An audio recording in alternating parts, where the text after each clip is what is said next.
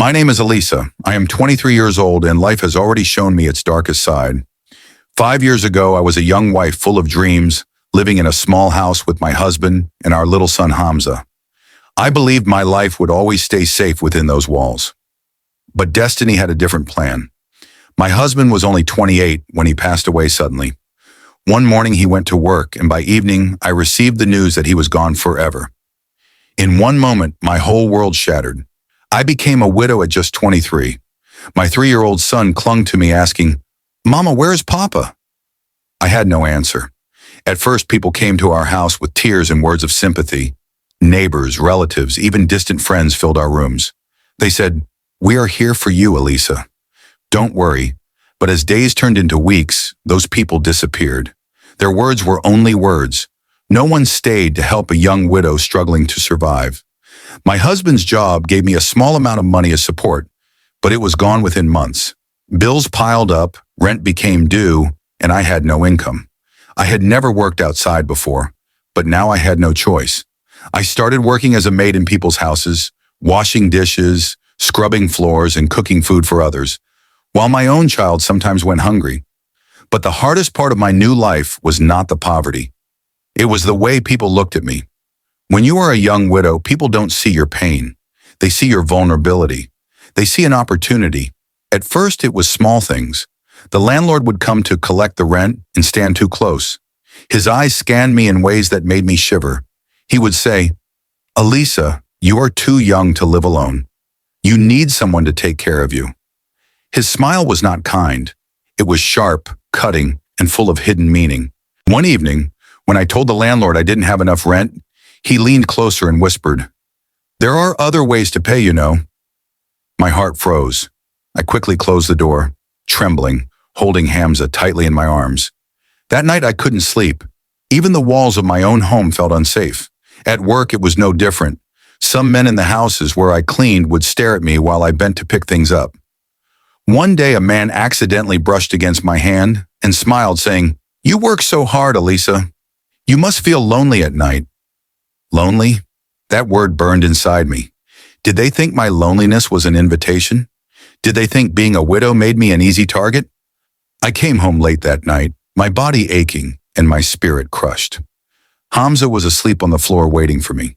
I sat beside him, stroked his hair, and cried silently. I wanted to scream at the world, "Is this what a widow deserves? To be seen as weak, as someone's target?" But I had no voice.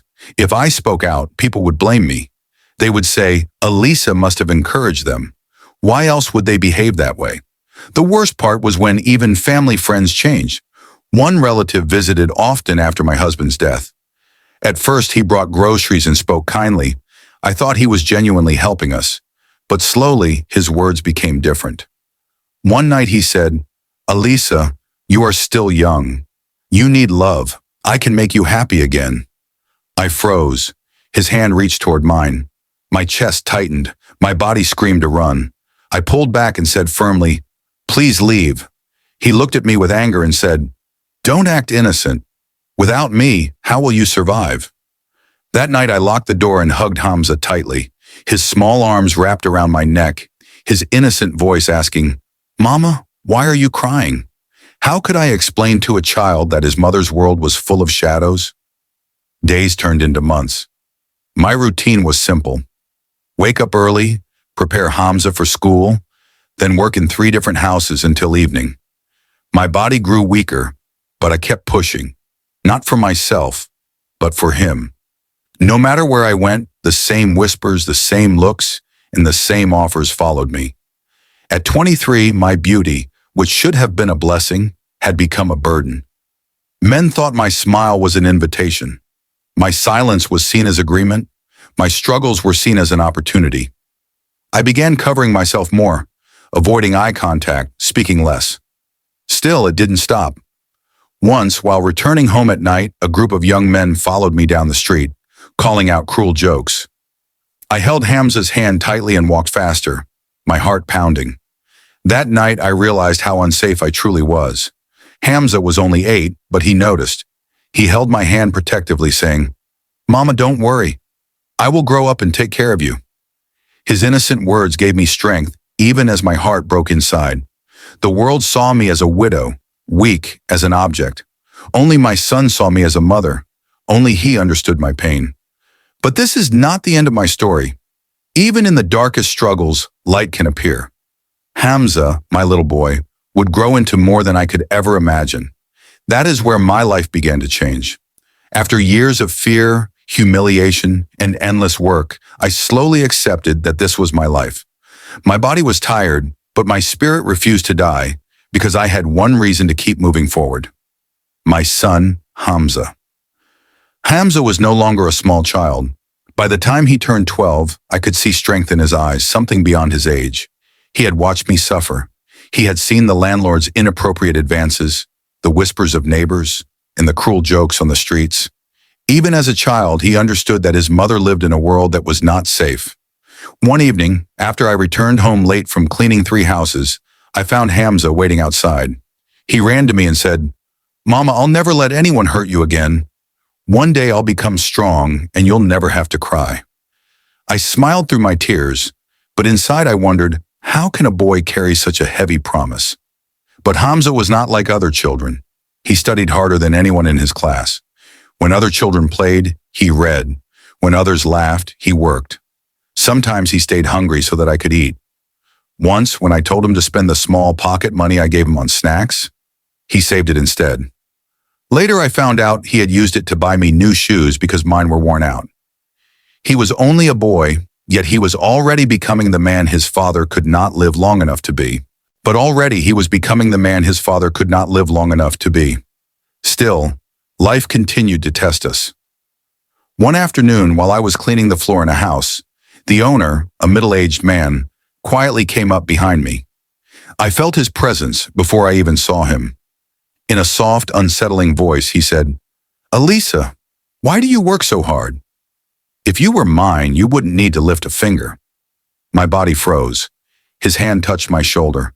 My stomach twisted with fear. I quickly pushed his hand away and said firmly, "Please respect yourself and me." He smirked and whispered, "Respect? Respect doesn't fill your stomach. Think about it." I left the house, shaking. When I returned home, Hamza noticed my tears. He didn't ask questions, but that night I overheard him whispering to himself, "One day, Mama, I'll make them all regret it." That was the day I realized something important. While society was trying to break me, it was shaping my son into steel. Years passed and Hamza entered high school, continuing to shine. His teachers admired his discipline and dedication. One teacher, Mr. Farhan, noticed his potential and often encouraged him. "Hamza, you're not just bright, you're special. You can change lives, starting with your mother's." Hamza took those words to heart. He began tutoring younger children after school, earning small amounts of money.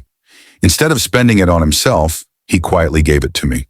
"Mama, buy something for yourself," he would say with a gentle smile. Sometimes when I was too tired to cook, Hamza prepared simple meals.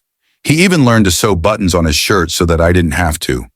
In every action, he was protecting me, lifting me up, loving me, not just as a son, but as the only man of the house. By the time he was 16, Hamza had earned a scholarship to study abroad. The day we received the acceptance letter, I held it in trembling hands, tears soaking the paper. Hamza hugged me tightly and whispered, "Mama, your struggle ends here. I promise." The night before his flight, I could not sleep. I remembered all the days we had gone hungry, all the insults, all the unwanted advances, and the nights I cried silently into my pillow. And now my son was leaving to build a new life, a life born from all that pain. At the airport, as Hamza hugged me one last time, he said, "Mama, you've been both mother and father to me. You never gave up. Now let me fight for you." When he left, I felt both empty and full at the same time. Months later, he called me from abroad. His voice was filled with joy and purpose. "Mama, I got a part-time job. I'll send money home every month," and he did. For the first time in years, I didn't have to scrub floors or plead with landlords for mercy. Slowly, our home transformed. We bought furniture, filled the kitchen with food, and rebuilt our lives. Hamza continued sending more, saying, "Mama, I want you to rest." Years went by. Hamza graduated with honors and returned home. Not the little boy I once carried, but a tall, confident, proud young man holding a high-paying job contract in his hand. Our house was filled with relatives who had once ignored us. They smiled, congratulated us, and pretended they had always cared. But Hamza didn't care about them. He only cared about me. He hugged me tightly and whispered, "Mama, we made it. This house is yours. Your tears are over." In that moment, I understood something powerful. Society had tried to break me through poverty, abuse, and unwanted attention, but it had failed. Why? Because pure, innocent love between a mother and her child is stronger than anything. Hamza didn't just give me money. He restored my dignity. Widows are not weak. They are survivors. Yet society often sees them as objects rather than human beings. Behind every widow is a mother, a sister, a daughter, someone who deserves respect, care, and love, not exploitation. Sometimes the greatest strength does not come from strangers, but from the children we raise with love, sacrifice, and guidance. Hamza's story is proof. One act of compassion, one child's determination, can rebuild a broken family.